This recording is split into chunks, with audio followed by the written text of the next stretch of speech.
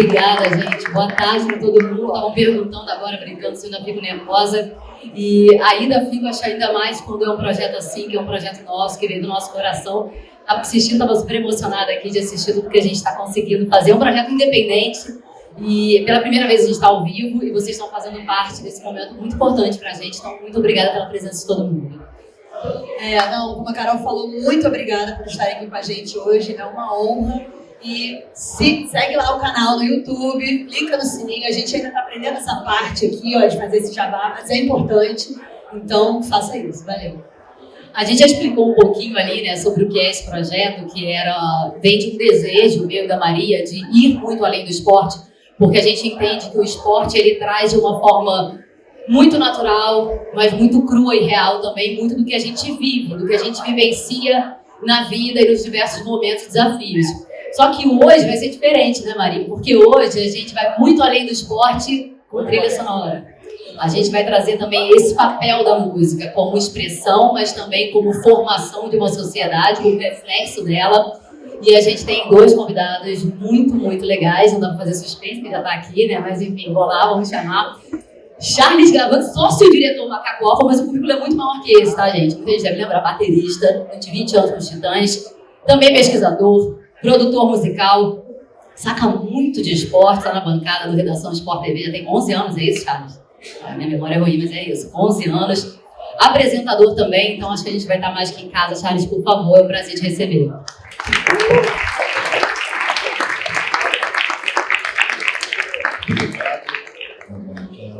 Carol, obrigado pelo convite, obrigado pela apresentação. Boa tarde a todos. E para compor aqui essa mesa com a gente, maravilhosa, uma pessoa muito especial para mim, grande jogador de vôlei, meu irmão, apaixonado por música também, Pedro Souber.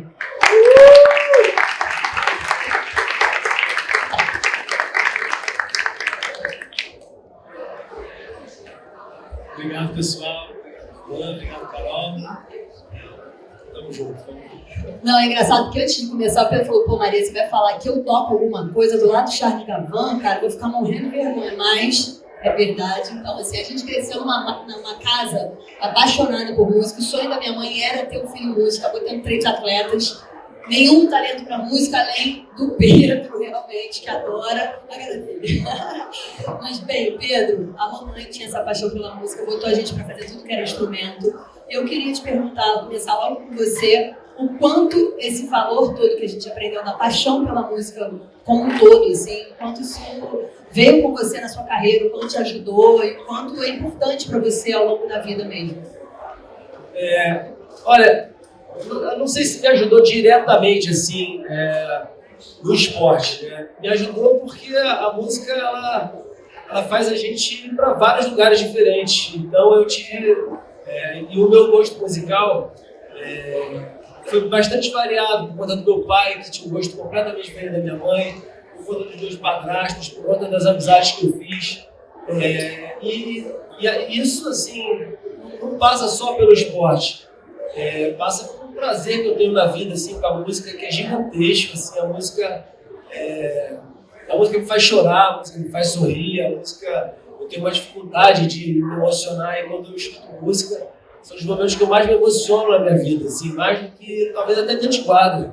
Então a música tem um poder, assim, acho que muitas pessoas, na maioria das pessoas, obviamente, mas eu posso só falar por mim que é uma coisa que mexe demais comigo e eu sou um apaixonado mesmo pela música, especialmente pela música brasileira. Eu acho que você sempre trouxe muito disso pra gente também, assim, né? A gente tem um videozinho aqui nosso, porque em muitos momentos a gente, obviamente, é uma família que vive o esporte, mas sempre que a gente tá junto, a gente gosta de botar o Pedro pra trabalhar.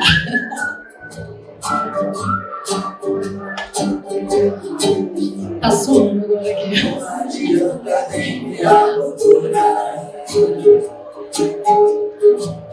O que mistério sempre há de...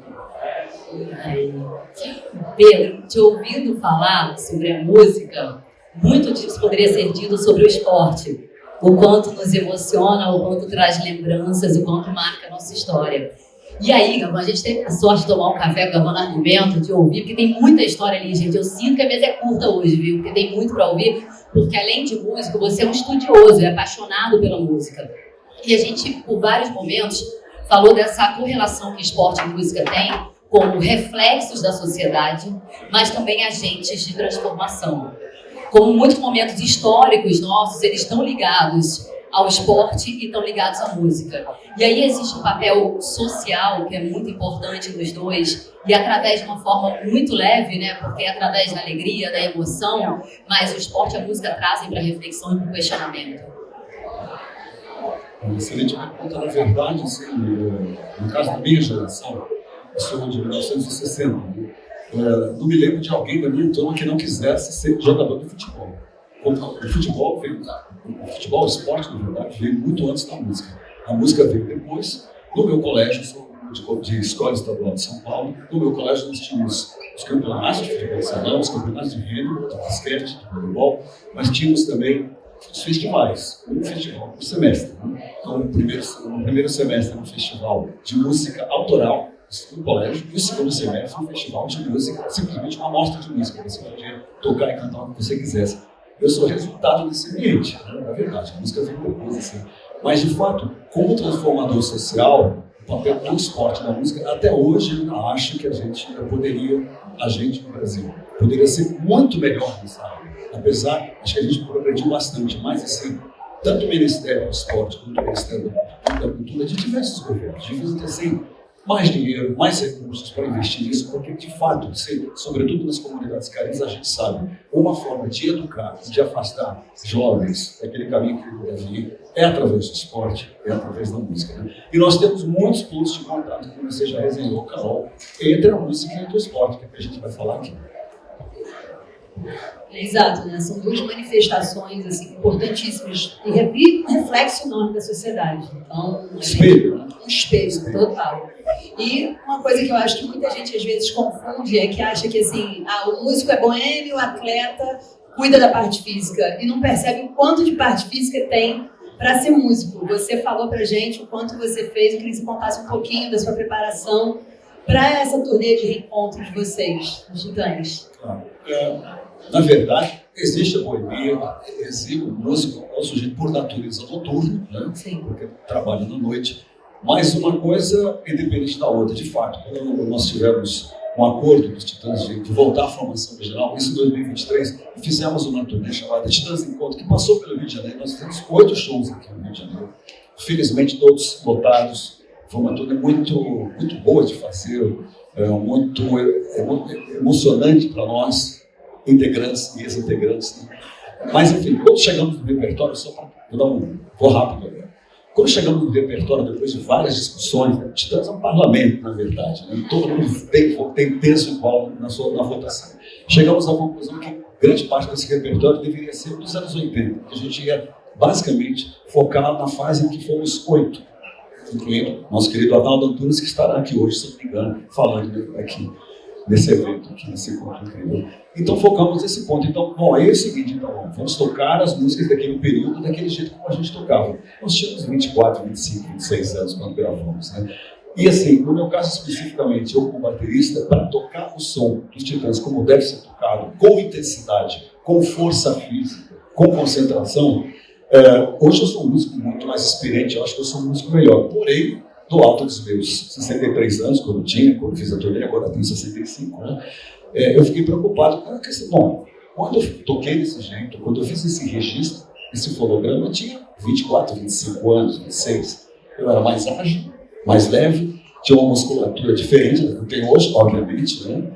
Como é que eu vou fazer para tocar exatamente o que eu tocava naquela época, praticamente 40 anos atrás, né? É como se você pegasse um jogador de futebol do auge da sua forma física, 25, 27 anos, e botasse ele para jogar quando tivesse 40, 45. Né? Então daí, recorri aos meus mestres, né? Ao nosso mestre de preparação física, o César, né? Preparador físico meu e da Carol, grande professor de educação física da Zona Sul do Rio de Janeiro. Recorri à mulher dele, que era a nossa nutricionista, Patrícia, assim, expliquei para ela, olha, eu preciso tocar 32 músicas em 2 horas e meia, sem parar.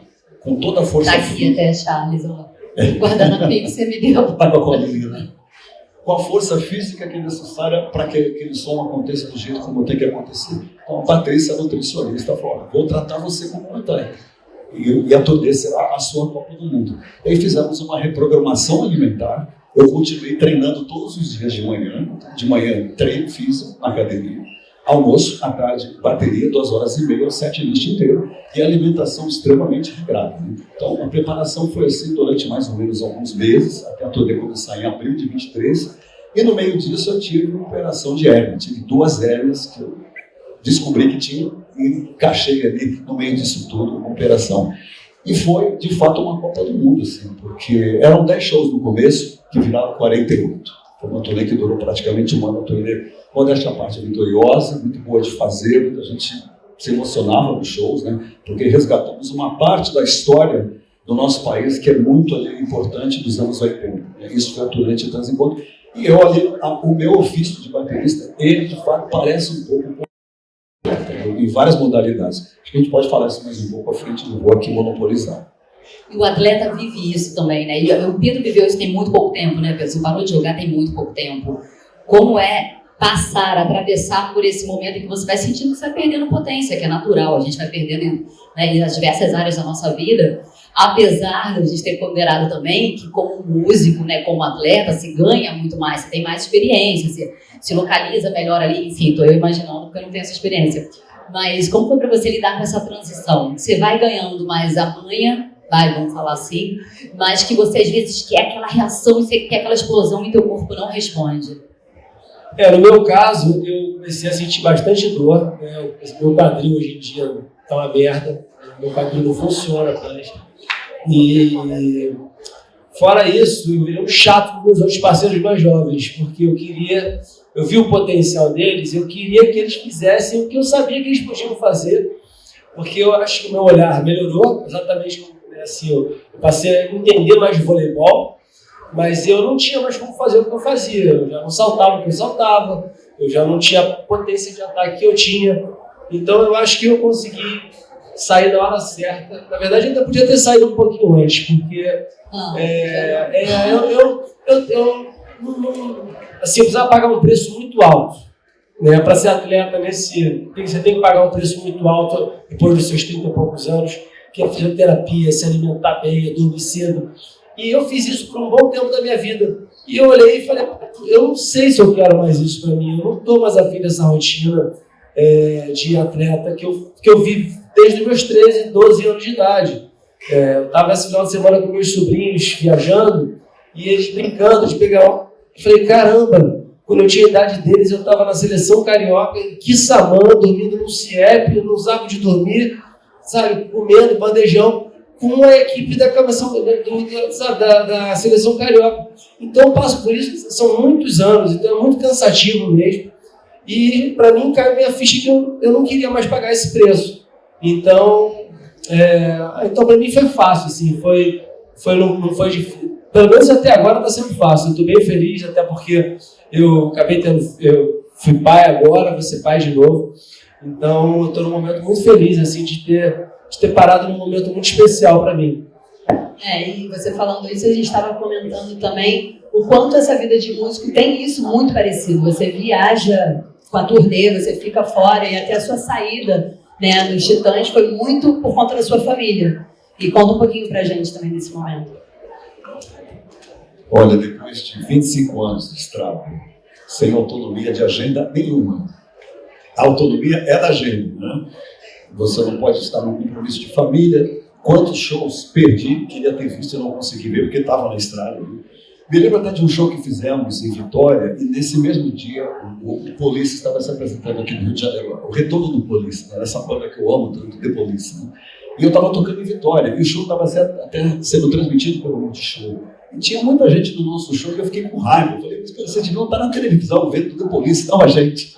E eu queria estar ali assistindo, não assisti. Então, inúmeros shows, espetáculos, eventos esportivos que eu nunca consegui. E, na verdade, foi por conta da agenda. Adiei a paternidade por conta da estrada e por conta da profissão. Mas quando ela chegou à paternidade, com a primeira filha, com a Dora, em 2002, foi assim uma mudança extrema na minha vida, né? E quando chegou a Sofia, 2 anos e meio depois, em 2005, aí a mudança foi radical. Então a paternidade transformou bastante assim, a minha vida e também meu jeito de ver a própria vida, né? Então eu pensei, bom, se eu esperei tanto tempo para ser pai, e agora eu continuar na estrada e não participar da educação das minhas filhas, ela está absolutamente delegada só à mãe, não é isso que eu tinha planejado para minha família, nem para mim mesmo. Então foi um processo ali de amadurecimento da minha parte, dividido com a minha terapeuta, de 2 ou 3 anos de conversa, até que chegou, olha, tenta propor um tipo de negócio ali que pessoalmente a gente consegue fazer uma negociação. Não fizemos porque estavam em outros momentos também, né, familiares. Cada um tinha a sua vida, a sua dinâmica de vida. Então, acho que a melhor foi uma decisão dura, sair, deixar, me desligar de um projeto que eu ajudei a construir, né, financeiramente, culturalmente e profissionalmente. Mas eu não me arrependo de ter isso. Então, basicamente, eu me desliguei dos Titãs. Você nunca sai. Tem gente que acha aqui que eu vou tocar aqui no Rio Gastronomia amanhã. Não vou. Não vou. Não estou nesse show. Esse show são os Titãs oficiais. O Antônio Brito e o Tônio e o Branco. Enfim, não me arrependo absolutamente. Abri mão de muita coisa, mas o que eu ganhei de volta assim, não foi material. Ao contrário, foi espiritual e emocional. Né? Estar mais perto das filhas, acompanhar o crescimento, acompanhar o desenvolvimento da família e também abrir para outras possibilidades. Aí fui convidado para o André Rizek para fazer parte de uma mesa de redação e fui ficando, estou lá até hoje. Agora fui efetivado, agora não, na pandemia, fui efetivado pelo Marcelo Barreto, né? E olhava assim para eles, quando comecei a frequentar a redação, o Sport TV, teve uma mesa uma vez que era eu e Carlos Alberto, o capitão. Ele sentou do meu lado, assim, me cumprimentou, eu falei, o que eu posso falar em termos de esporte do lado dele? Não, eu posso pontuar, mas assim, não tem comparação. Então, assim, ao mesmo tempo que isso me possibilitou, não seria possível a redação do Sport TV e no Sport TV se eu não tivesse tomado essa atitude em 2010, né? E é um privilégio também, e a Carol sabe muito bem disso, né? Estar do lado dos melhores, né? No Sport TV, a equipe do Sport TV, com todo respeito ao concorrente, mas assim, tem os melhores jornalistas da área esportiva, vocês sabem disso. Então, assim, para mim é como se eu estivesse fazendo uma faculdade de jornalismo, que eu não fiz, eu fiz administração na PUC em São Paulo, então sou muito feliz por isso. E fui escolhido para estar lá exatamente por não ser jornalista, por levar outras leituras de um apaixonado por futebol, pelo esporte também, no esporte em geral, esportes olímpicos, acompanho tudo, mas trazer visões diferentes do jornalismo. Vocês dois estão vivendo assim, novos momentos. Acho que é uma grande oportunidade que a gente consegue na vida recomeçar, né? E assim, vivi uma carreira incrível, vivi uma fase incrível no esporte, na música, mas com o tempo passando também, a gente vai reconhecendo o valor que tem de estar perto de quem a gente ama, assim, eu numa outra proporção, mas como jornalista, desde que minha filha nasceu, eu viajo. E cada vez mais eu falo, não, é muito valioso a hora que chega da escola, ou a hora que está indo para a van, porque acho que quando isso tudo acabar, o que realmente vai me fazer muita falta vai ser um momento assim. E são carreiras que tem uma romantização, né? Quem olha de fora, acha que tem muito glamour e tal. Tem, mas eu não conheço nada na vida que não tenha muito trabalho, né? Ainda não conheço nenhuma carreira. A gente falou um pouco de ser um reflexo da sociedade, né? Nas duas áreas, no esporte e na música, mas existe também um papel fundamental que é na formação da identidade e no reconhecimento dessa identidade. Quando você voltou, Gavão, para essa turnê, quando os Titãs voltaram, foi muito legal que você voltou. Eu vou deixar você contar, porque é muito melhor do que eu contar essa história, mas você voltou com uma camisa de futebol no palco, e não era de qualquer time, e daí isso virou, né, quem acompanhou a turnê, assim, que camisa ele vai estar usando hoje, e você estava ali trazendo a identidade do Brasil, trazendo a identidade de lugares, de história de clubes que não são tão conhecidos, que trazem uma história por trás de um lugar e trazem também uma história, muitas vezes, de uma parte da sociedade, como esse primeiro time, que é um time formado por operários. Bom, como falei no começo desse bate-papo, assim, não só eu, mas todos os Titãs, ao longo da sua vida, foram pontuados não só pela cultura, pela literatura, pela música, mas também pelo esporte. A gente falava de esporte o tempo todo. Quem andava no nosso dia a dia, nas conversas, fala, vocês falam mais de futebol do que de música. Eu falei, claro, já trabalho com música, eu quero falar de futebol, de esporte, né? Então, assim, e eu que sempre fui apaixonado por esportes olímpicos, além do futebol, sempre acompanhei a carreira da mãe de vocês. A Isabel, eu disse isso quando a gente se encontrou, era uma inspiração, era uma liderança feminina, coisa que a gente precisa muito no mundo de hoje, lideranças femininas, olhar feminino sobre várias questões. E a Isabel era uma delas, assim como toda aquela geração do vôlei, a geração anterior do basquete brasileiro dos anos 70, como falei, da Heleninha, uma jogadora excepcional, uma das maiores jogadoras de basquete de todos os tempos, foram sempre inspirações para nós, né, nós titãs. Né? Fizemos essa turnê e fomos para a estrada, eram 10 shows, viraram 48, foi assim, o preparo não foi só físico e nutricional, o preparo foi emocional e técnico também. Né? Então, quando a turnê se lançou pelo Nordeste, estávamos em Aracaju, e a caminho do nosso ensaio, você ia para ensaiar e ficava no lugar ali onde o show ia acontecer. Eu me lembrei, não sei como, no meio, ali a caminho, sozinho, dentro do carro com o meu motorista, eu pensei, poxa, teve um tempo da carreira dos Titãs no qual eu usei camisas de futebol quando chegava na cidade. Ia numa loja de esportes e comprava uma camisa e usava no show, em homenagem à cidade que eu estava me apresentando. Né? E pensei, eu estou em Aracaju, que tal usar a camisa do Sergipe, que é o clube daqui? Né? E perguntei para o motorista assim, vem cá, a lojinha do Sergipe fica muito longe de onde estamos? E o motorista rapidamente disse, fica muito longe. Mas a lojinha do Confiança fica aqui perto. E eu lembrei do time Confiança. Eu falei, é verdade, o Confiança. Ele falou, inclusive o Confiança é o time dos operários daqui. Aí eu falei, toca para lá. Fomos para a loja do Confiança, que Confiança era uma tecelagem, e os operários formaram um time que se profissionalizou. Se eu não me engano, o Confiança, que é de Aracaju, está na Série B, se eu não me engano. Fomos para a lojinha do Confiança, uma lojinha bárbara, vários itens, eu comprei tudo que eu vi, inclusive a camisa, e usei de noite em Aracaju. E não usei a do Sergipe, usei do Clube Confiança, que é lindo para o Sul, e viralizou. Na sequência, todo mundo assim fala, mas que usei num momento específico do show, não o show todo. Eu acho que na sequência nós temos um show, se não me engano, em Salvador ou em João Pessoa. E pedi à produção, por favor, me arrume uma camisa do Botafogo de João Pessoa. Arrumaram, eu usei, e explodiu nas redes sociais. E era exatamente assim o critério. Vou usar a camisa de um clube que não é do Sudoeste, não é do Eixo Rico, de cidades do Norte e Nordeste, pode ser até do Centro-Oeste, mas não são as principais equipes do futebol brasileiro, como homenagem, né? Da minha parte, dos Titãs, à cidade que a gente está visitando. Gente, viralizou totalmente. Então, usei a camisa do Bahia na Fonte Nova, usei a camisa. Em Recife, me divertiram. Eu tenho muitos amigos em Recife, eu amo Pernambuco, eu falava assim: olha só, se vier para cá, não pode usar a camisa de um clube só, vai ter que usar de 3, no mínimo: do Náutico, do Santa Cruz e do Sport, claro. Eu recebi camisa dos 3 clubes, os times me mandaram, os fãs também me mandaram. E ainda recebi a camisa do Central de Caruaru. Foram 4 camisas durante o show. Foi uma troca de roupa. Eu não sei como é que eu fiz.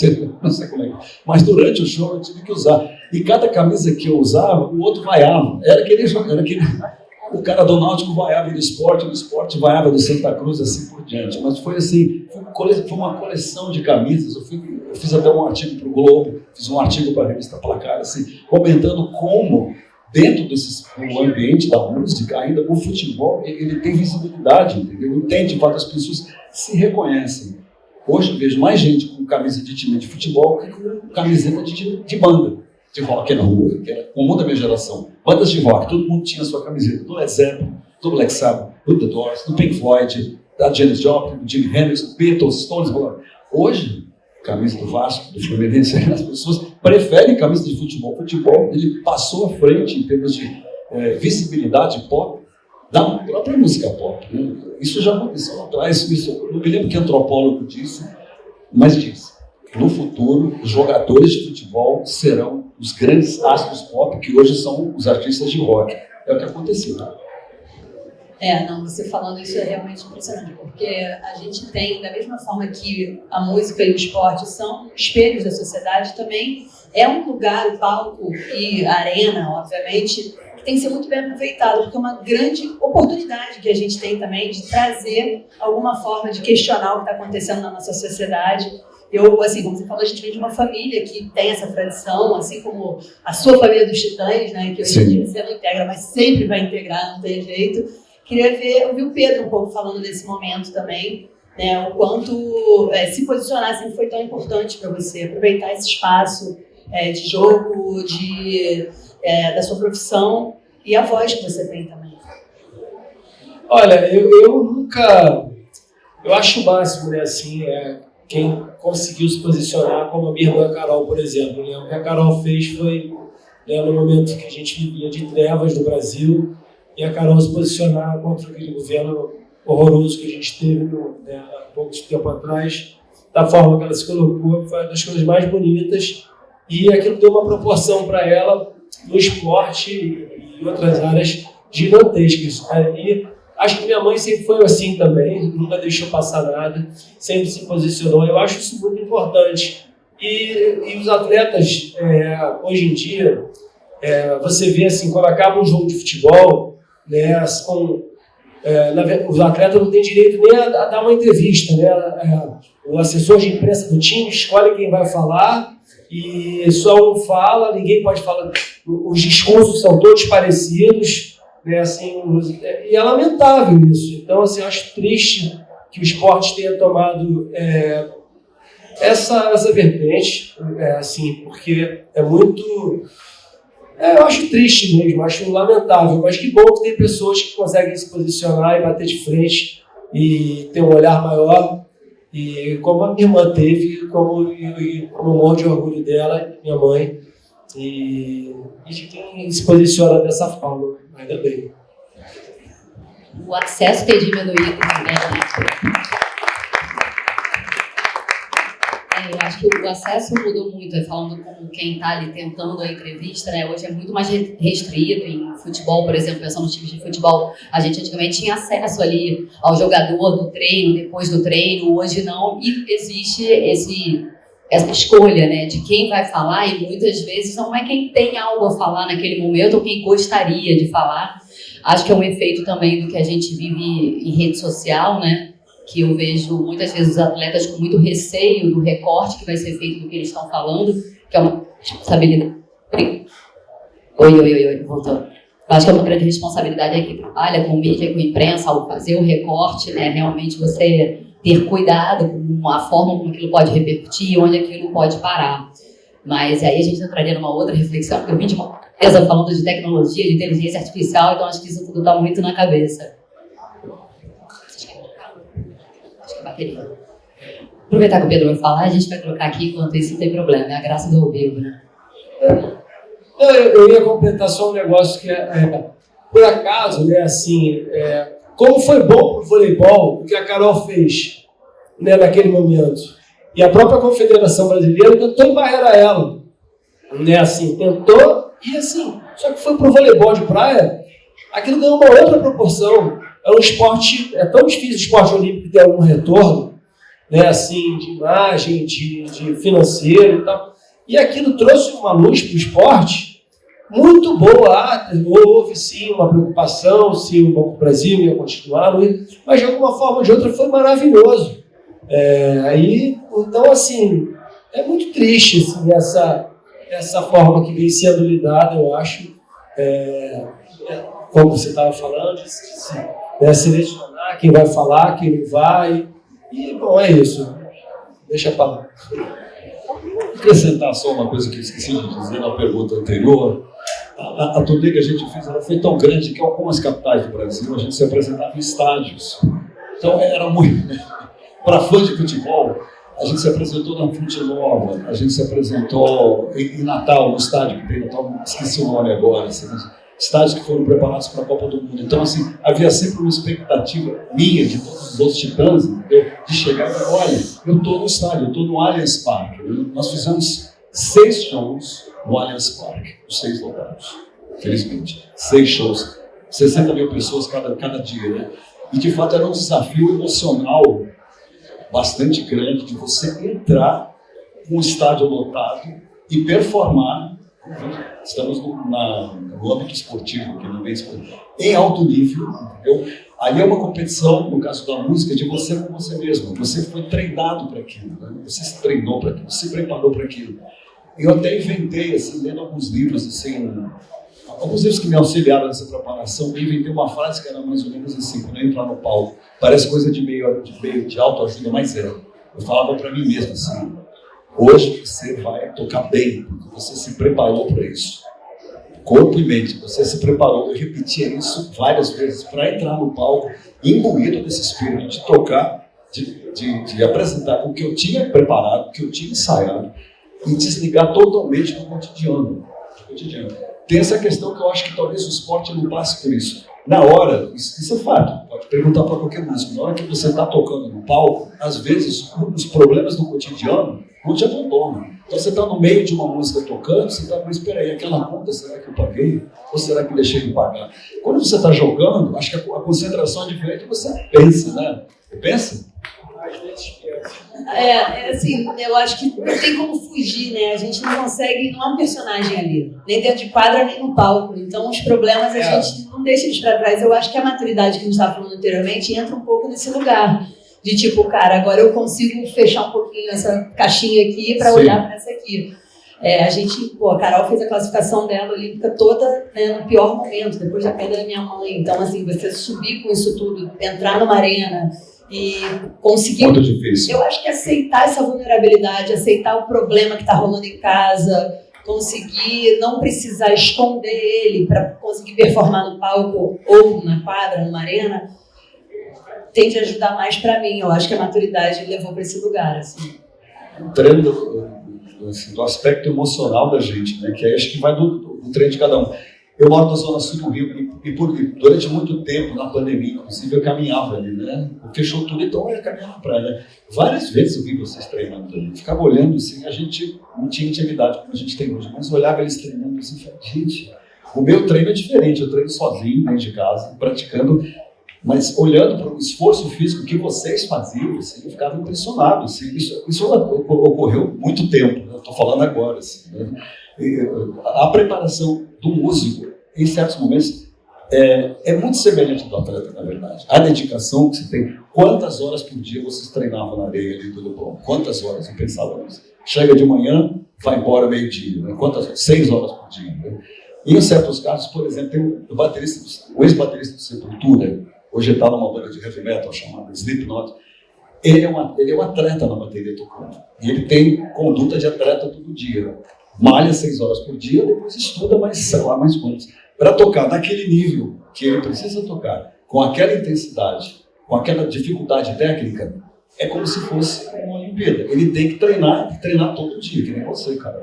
Maria Clara, desculpa. Que nem a Maria Clara, que nem o Pedro, né? Todo dia, muito tempo. Oportunidades, a música e o esporte são oportunidades para você se reconectar com a essência também. Eu vi de uma mesa agora, uma palestra que alguém já deve ter assistido, porque ele está fazendo várias, do Marcelo Gleiser, o físico, que quem não foi ainda vale a pena, ele ainda vai falar, acho que ele fala amanhã também. Eu participei de um podcast com ele agora, e a gente está falando muito sobre tecnologia, sobre inteligência artificial, sobre os riscos, né, benefícios e cuidados que a gente tem que ter. Ele trouxe algo muito interessante. Primeiro que ele revelou que ele é ultramaratonista, que eu não sabia, achei incrível. E aí ele trouxe que quando você tem esse contato muito intenso com o esforço físico, ou com algo que te leva para um fluxo, né, que o esporte leva, e a música também te leva, que você retoma a tua essência. Você fica mais cru, você vai para o visceral, você vai para o que realmente te importa, para o que realmente vale na vida. São espaços para isso também, o esporte e a música, para nos lembrarem do que importa, do que realmente vale, do que a gente é feito, para falar, deixa aquela coisa da aparência, da rede social, então aquilo tudo está lá. Vamos lembrar, assim, da nossa memória histórica, memória esportiva e memória afetiva também, né, que a música, assim, toda vez que eu vejo os Titãs, e a volta de vocês, para mim, foi super especial, porque eu fui com meu pai, eu lembrava do show que eu vi no João Caetano, Titãs Acústico, quando eu tinha 16 anos. Que foi um dos shows mais incríveis da minha vida e muito porque eu estava com meu pai. Então, quando vocês voltaram, eu voltei o show com meu pai. E foi demais, porque eu vi meu pai cantando e eu comecei a chorar do lado dele, porque eu falei, cara, que oportunidade de poder viver isso com ele, sabe? Que chance que ele está me dando de poder ver meu pai aqui emocionado, amarradão, cantando a banda que fez parte da nossa vida. Porque era o que eu ouvia em casa com eles. Então, eu queria que vocês falassem, não sei quem quer começar, sobre esse papel e esse poder que a música, o esporte, a conexão e o esforço têm de nos reconectar ao que vale num mundo tão louco que a gente está enfrentando agora. Olha, eu acho que, dependendo da geração que você vem, é mais fácil você se reconectar ou estar presente, né, por inteiro nesses momentos tão especiais. Eu tenho certeza que eu tenho essa capacidade de Eu e a Mai, né, eu amo ir a show, eu amo estar ouvindo música, eu amo sair. E eu não sou uma pessoa tão conectada assim.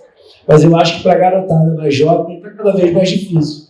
E eu não sei, eu lamento muito por isso, porque assim, eu acho triste às vezes ver as pessoas, né, num show, a gente está assistindo, está filmando o tempo inteiro e não está olhando para a porra do show. É inacreditável. Eu fico assim, cara, que isso? Estou aqui, eu tô querendo dançar, estou querendo ouvir, estou querendo curtir. E as pessoas estão com o celular na mão, está todo mundo com o celular ligado. Então, no meu caso, com certeza, mas eu acho que cada um é cada um, e acho que a garotada mais jovem está cada vez mais difícil mesmo. Tanto no esporte quanto na música, os eventos que marcaram as nossas vidas, é uma forma não só de você se reconectar com a sua própria história, mas também se reconectar com a história do nosso país. Né?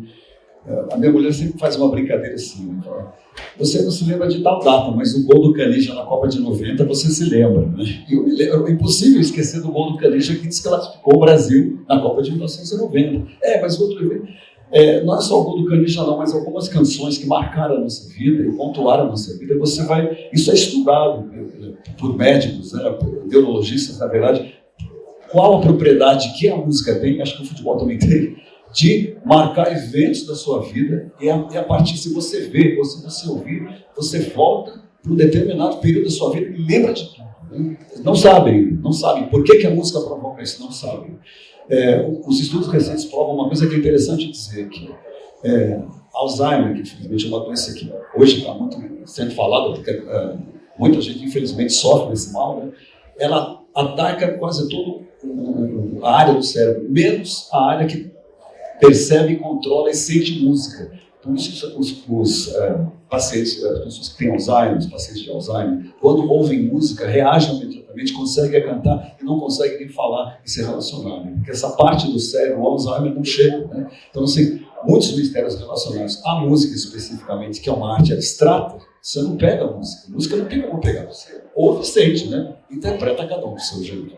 Então, assim, ela tem de fato essa propriedade. No caso da música popular do Brasil, que eu me arrisco a dizer assim, uma das melhores, se não a melhor do mundo.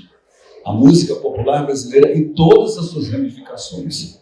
Da música clássica até o funk. Tudo isso é música brasileira. Então, assim, de alguma forma, nós somos cronistas da vida cotidiana. Então, a cada pessoa que sobe aqui ou no palco, mesmo falando da sua própria vida, está fazendo uma crônica, né, do que está acontecendo no Brasil, através da sua vivência. Né? O esporte, de certa forma, é assim, eu não consigo desvencilhar acontecimentos do Brasil, ou seja, das equipes de vôlei, do progresso do esporte feminino dentro do Brasil, da seleção feminina brasileira, em tudo que as mulheres conquistaram, né? Por outro lado, não posso deixar de citar aqui, que é um caminho a percorrer. Eu não tenho aqui, nós temos, por exemplo, olha só, os pontos de contato entre o esporte e a cultura. Atualmente, nas 4 séries de futebol brasileiro, nós temos apenas 3 mulheres na presidência dos clubes.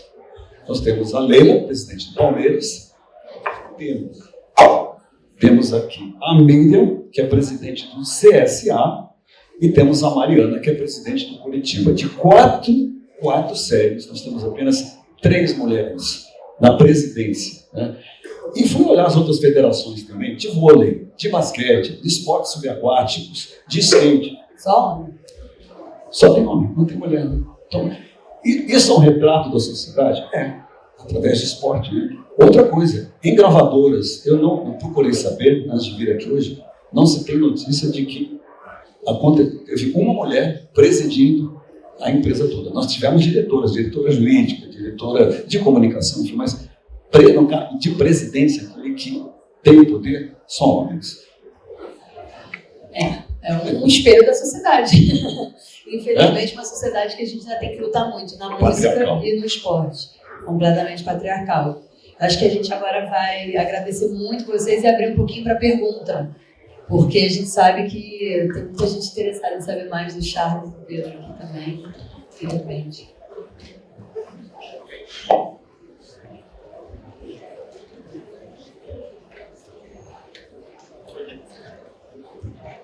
Boa tarde, primeiramente um prazer chegar aqui e conseguir conjugar duas coisas que eu gosto, que é o voleibol e a música, né?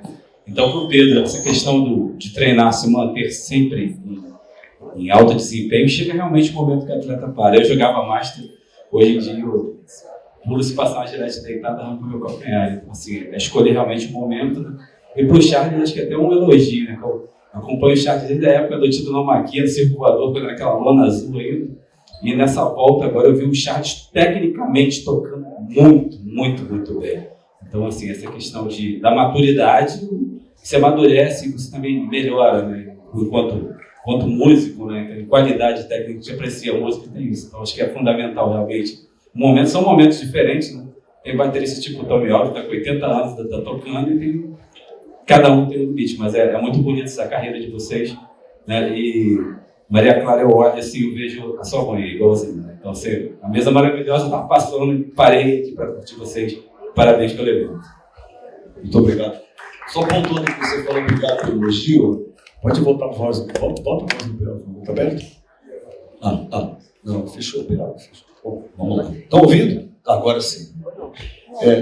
Na verdade, eu devo muito aos meus mentores que eu sentei no começo do bate-papo. A nutricionista, ela reprogramou minha alimentação e eu descobri através do trabalho dela que eu achava que me alimentava bem, que eu estava cuidando da minha alimentação. Eu descobri que eu me alimentava mal, na verdade. Ela cortou tantos itens da minha alimentação que eu achava que era natural. Eu falei, não, quem falou que isso é natural? Então ela aconselhou, por exemplo, olha, álcool de jeito nenhum durante a turnê. Não beber nada durante a turnê, nem uma taça de Prosecco, por exemplo, de vinho branco, né? Não bebe, porque não vai dormir direito, o álcool atrapalha o sono, vai dormir mal, no outro dia vai faltar energia. Então foi um ano que eu, assim, literalmente segui o que ela aconselhou, então devo muito à nutricionista, a pessoa que me treinou, que é o César, os outros assistentes dele, da academia que eu treino, sim, e também voltei a estudar bateria com o professor que eu estava no Rio Grande do Sul, então foi praticamente ação em 3 campos, né? Voltei a estudar bateria com o professor, eu parti de um treino técnico específico e reprogramei minha alimentação. Então eu devo também a eles, né? A performance que você viu. Obrigado.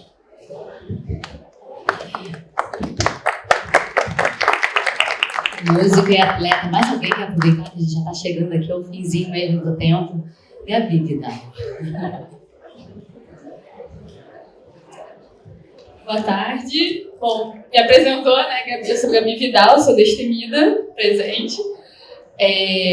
Vocês tocaram um ponto, o Pedro, o Charles também, que é eu vejo como uma censura, mas também não chega a ser censura, né? Você tem que manter a sua imagem neutra. Então, vocês, né, como pessoas públicas, como vocês veem a importância de se posicionar, ao mesmo tempo sem se comprometer? Porque existe uma coisa que você, como figura pública, você não pode, né, se prejudicar, nem prejudicar o clube ou a instituição, porque tem uma imagem a zelar, né, não perder capital. Eu acho que hoje tudo em dia é sobre capital. E como vocês, enfim, tentando fixar aqui a pergunta, como vocês fazem para se manterem ativos politicamente, socialmente, e manter a carreira bem posicionada? Eu acho que nem todo atleta tem que estar nesse lugar que você falou, assim. O meu maior ídolo no esporte, ele não é brasileiro, é o Muhammad Ali. O Muhammad Ali, ele foi contra o governo americano, ele não foi para a guerra do Vietnã, ele perdeu o título mundial dele, ele não deixou se posicionar, e foi o maior atleta de todos os tempos. Então, assim, ele é a maior referência para mim de ser humano na minha vida. Eu nunca vi um cara tão foda igual o Muhammad Ali. Acho que esse cara, que ele fez a coragem, não tem nada igual, cara. Como é que o cara desafiou o próprio governo dele, foi preso, perdeu o título mundial. Então eu acho que ele teve muita coragem e que é muito difícil. Só que é muito difícil você ser corajoso nesse ponto. Né? Quando eu falei da minha irmã, cara, foi porque o esporte é um meio muito careta. É muito, muito careta mesmo. É muito difícil. Diferente da música, diferente da arte, diferente. A gente é doutrinado, sabe, a respeitar o treinador, a respeitar o dirigente e não ter voz e ficar quieto. Então é muito difícil, assim, não é um lugar fácil realmente para você se posicionar, sabe? Assim, eu dei sorte de vir de uma família que tinha uma mãe muito corajosa, que nunca aceitou desaforo, que nunca se colocou, nunca baixou a cabeça para dirigente nenhum. E ela também sendo assim, mesmo não tendo sido a atleta mais campeã do vôlei, tenho certeza que ela é a única que carrega o sobrenome vôlei. Não tem nenhuma outra atleta que se chama Isabel, minha mãe é a Isabel do vôlei. Então, assim, eu acho isso demais, eu tenho um orgulho danado. Mas não é fácil, tem que ter muita coragem mesmo, sabe? Porque no nosso meio, você realmente pode ser censurado, você realmente pode ser, como a minha mãe foi cortada de seleção, como a Carol quase foi, como o Muhammad Ali, que eu estava dando exemplo aqui, ficou anos preso e anos sem seu título mundial. E eu acho que no final da vida eles não se arrependem nem um pouquinho. E eu tiro meu chapéu para essas pessoas que tiveram coragem de se posicionar em momentos difíceis, porque realmente não é fácil, principalmente no esporte. No esporte eu acho que é muito mais difícil você conseguir se colocar, emitir sua opinião politicamente. Assina embaixo. Respondendo a sua pergunta, vou recuperar essa história de ter usado camisas de futebol durante o turnê, que ela tem um final muito interessante, que está publicado nesse texto que eu fiz para Placar, no ano retrasado. Essa história de usar camisa de clube em cada cidade que a gente passava, ela foi crescendo nas redes sociais, foi polarizando, claro, nas redes sociais. E a própria equipe perguntava para mim, e quando a gente vai chegar em São Paulo, o que você vai fazer? Vai usar uma camisa do Corinthians? Eu falei, não vou, eu sou corintiano. Não usaria a camisa do Corinthians, assim como não usaria no Rio de Janeiro nenhuma camisa de clube grande, ou em Porto Alegre a mesma coisa, assim como não usei em Porto Alegre, usei a camisa do Juventude. Aí a equipe técnica disse, mas se você usar uma camisa da Portuguesa ou do Juventus, que é um clube pequenininho de São Paulo, mas muito simpático, um clube que fica no bairro mais italiano de São Paulo, que é Oca, enfim. Eu falei, pode ser do Juventus, o apelido desse time é Moleque Travesso, um time muito conhecido, sobretudo nos anos 70. A produção do evento veio, soube disso e veio falar comigo, a produtora do evento, né, da turnê, disse, olha, temos um problema. Por contrato, no Allianz Parque, ninguém pode subir num evento, seja no palco, seja onde for, com a camisa de outro clube que não seja do Palmeiras. Tinha essa questão. Eu achei estranho essa imposição, achei que eles não tinham direito de fazer isso, né? Ninguém pode dizer o que eu vou vestir ou o que eu não vou. Procurei alguns advogados com um contrato, deixa eu ver o contrato, me mandaram o contrato, com Allianz Parque. Mandei-os para alguns advogados e eles examinaram e falaram, olha, juridicamente isso não tem nenhuma sustentação, eles não podem fazer isso. Mas é um instrumento de pressão, né? Eu também não ia bancar uma briga com a produtora, nem muito menos com o Palmeiras, é um clube que eu adoro, inclusive, né? Mas pensei, mas espera aí tem uma questão. Eu fui proibido, né, privado, de usar possivelmente uma camisa, sabe, celular. O que eu posso fazer? Tive a ideia e pedi à produção, olha só, talvez o que simbolize, para mim, que simboliza a liberdade de expressão, ser o que você quer ser, é a bandeira LGBTQ+. Então mandei a produção comprar uma bandeira LGBTQ+. Falei com os Titãs para vocês topavam essa iniciativa de no bis a gente segurar a bandeira, né? E seguramos durante todos os shows, né? Muitas pessoas choravam, algumas pessoas se identificaram, né? Mas o recado não era para polarizar, não era para rivalizar, mas simplesmente para dizer, olha, cada um tem o direito de ser aquilo que quer ser. Ninguém pode cercear isso, né? E uma parte engraçada disso é que isso estourou nas redes sociais, claro, né? Fotografados, outras redes sociais, aí no meu Instagram começou a surgir mensagem do tipo, aí demorou para sair do armário, hein, rapaz? Eu nem respondi, eu falei, tá certo, tá tudo certo. Silêncio às vezes é uma sábia resposta. Mas sobre o que você falou, Vidal, eu acho que aí vale para todo mundo. E claro, quem é pessoa pública passa por isso de uma forma mais intensa e às vezes mais agressiva. Mas acho que a gente precisa lembrar que liberdade não é negociável. Né? E que o limite que o outro vai ter é quando esbarra na nossa liberdade, que eu acho que isso nunca vai estar em jogo, a gente não pode deixar estar. E agradecer a vocês, a gente queria ficar muito mais tempo aqui. Acho que se em alguns momentos no nosso país, né, questiona-se o tamanho do esporte, da cultura, Hoje foi um espaço para a gente reforçar a relevância que tem na nossa sociedade, para a gente não esquecer. Se em alguns momentos isso faltar por parte do governo, de quem deveria, que a gente tenha nossas iniciativas também, mantenha isso vivo.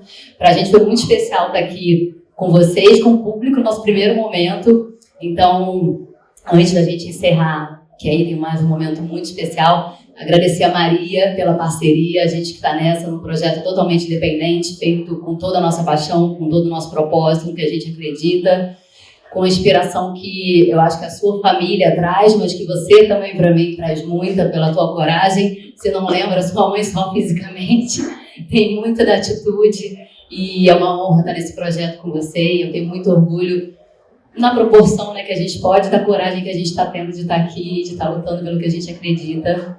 Então, obrigada. E a gente tem um último vídeo que eu acho que a gente não poderia, a Maria estava assim, será? Não vamos, acho que a gente não pode sair daqui sem assistir, sem reviver um pouco desse momento. Muito obrigada a vocês.